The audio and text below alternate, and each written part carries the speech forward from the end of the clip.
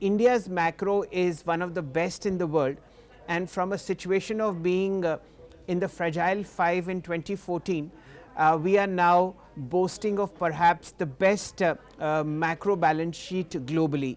One, do you agree with this statement? And if you do, what are the 3 or 4 points you think that are very, very good as far as India's macro is concerned? Absolutely, I completely agree. In the last few years, we have seen a dramatic improvement in India's fiscal balance. So that would be the first part. So if we see, while India's fiscal deficit, that is the amount of money that the government of India spends extra by borrowing money.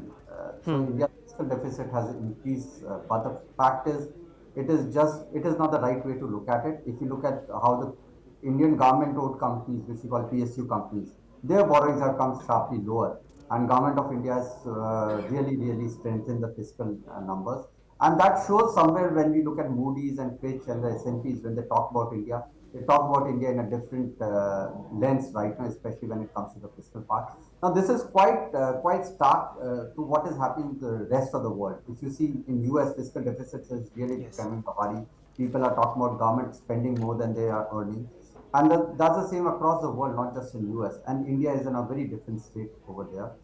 Historically, we've always had worries on fiscal deficit, not so right now. Of course, the second thing is India's FX reserves. They have also increased quite a lot. We are at an all-time high at more than $600 billion. If you remember, in 2013, India was in a very bad shape when it came to the FX reserves. The Governor Subbarao had to increase rates by 300 basis points overnight. So these are the two parts, where we see India really in a very strong macro situation, especially vis-a-vis other emerging markets.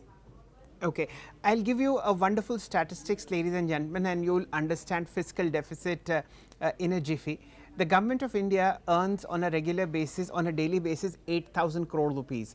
Now, those 8,000 crore rupees come from the taxes that you and I pay, the GST that the government collects, a lot of customs duty, and anything and everything that can come into the government kitty. So that's 8,000 crore rupees a day, but it spends 13,000 crore rupees a day feeding 80 crore people, funding the infrastructure that you have, keeping these lights ablaze. So between 13,000 crore rupees and 8,000 crore rupees, kharcha or amdani is the fiscal deficit on a daily basis.